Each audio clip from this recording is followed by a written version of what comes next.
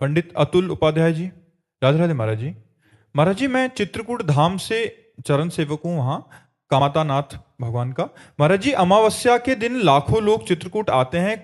कोई अपराध धाम में आकर भक्तों से हो जाता है तो उसका निवारण कैसे हो? एक होता है अनजान में किया हुआ अपराध,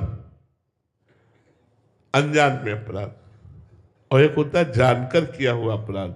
जानकर किया हुआ अपराध धाम का वज्र की लीक के समान होता है, उसे भोगना पड़ता है, बड़ा भयानक होता है। इसीलिए जैसे संसार में पाप बन जाए तो तीर्थों में चले जाए, तीर्थावगान करे तो पाप नष्ट हो जाते हैं। तीर्थों में पाप हो जाए तो प्रयागराज तीर्थराज है, संगम त्रिवेणी, वहां स्नान करने से पाप नष्ट हो जाते हैं। तीर्थराज प्रयाग में यदि पाप बन जाए तो भगवान की पुरियां हैं, सप्त पुरियां हैं, अयोध्या, मथुरा, काशी, कांची, अवंतिका, पुरी, द्वारावती आदि। इन पुरियों में जाने से पाप नष्ट हो जाता है। पुरियों में पाप नष्ट हो तो फिर धाम, जैसे भगवत धाम वृंदावन, भगवान का परम पावन, अगर धाम में अपराध बन गया तो फिर ये वज्र की लीक हो जाता है। अनजाने में अपराध होना, जैसे हम चल रहे, कोई चींटी मर गई, किसी जीव को कष्ट हो गया, अनजाने की बात भगवान क्षमा कर देते हैं। लेकिन अब जैसे आप परिक्रमा मार्ग में चल रहे, आप मसाला खाए, आप थूक रहे, आप बीड़ी पी रहे, आप दोना में कुछ खाया फेंक दिया, अब वो थूक किसी वैष्णव के चरणों में पड़ा जो नाम गुरुमंत्र जपता चला जाए, तुम्हारे सारे पुण्य नष्ट हो जाएंगे। वो जूठा दोना किसी वैष्णव के पैर में लगा, तुम्हारे सारे पुण्य नष्ट हो जाएंगे।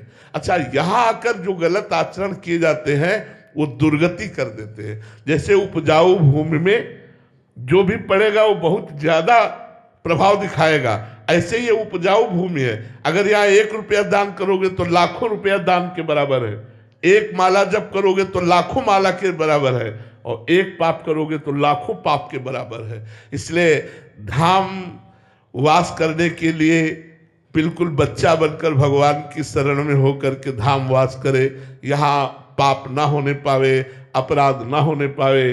एक बार हमने गुरु जी से पूछा था, अपने गुरु जी से 20 वर्ष पहले, कि महाराज जी, जिस धाम की इतनी महिमा वर्णन की गई, हम उसी धाम में मलमूत्र त्याग करते हैं, क्योंकि हम वासी हैं, हम यही वास करते हैं। और हो सकता है कोई शारीरिक अपराध बन जाए, कोई ऐसी चेष्टा बन जाए, क्योंकि पूरा जीवन वास कर रहे, कोई त्रुटि हो जाए तो उसका निराकरण कैसे होगा, उसका निवारण कैसे होगा? तो गुरुदेव ने कहा, जो अखंड वृंदावन धाम वास करते हैं, और अगर ये जो मलमूत्र आदि की बात है वो ऐसी है जैसे माँ की गोद में मलमूत्र त्याग बच्चा करता है तो कोई अपराध नहीं माना जाता, ऐसे वृंदा टवी माँ है।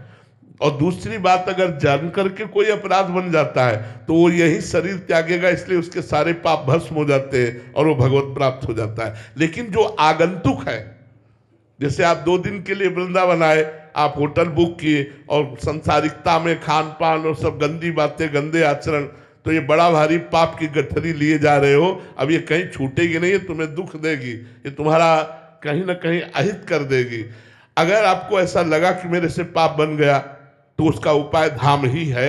जैसे धाम की प्रदक्षिणा दे दो। आप में ऐसा बोध हुआ कि मेरे द्वारा ये पाप बन गया और बड़ा भारी पाप बन गया, और जानकारी में आपकी है, तो आप दंडवती परिक्रमा दे दो वृंदावन की। पाप की गरिमा देख करके अगर लगा कि साधारण पाप है तो राधा राधा रटते हुए एक खड़ी परिक्रमा दे दो, खत्म हो गया। लेकिन कोशिश करो धाम में आकर पवित्रता और संयम, इन दोनों का निर्वाह होता रहे। कहीं हमारा संयम न बिगड़ जाए, कहीं हमारी पवित्र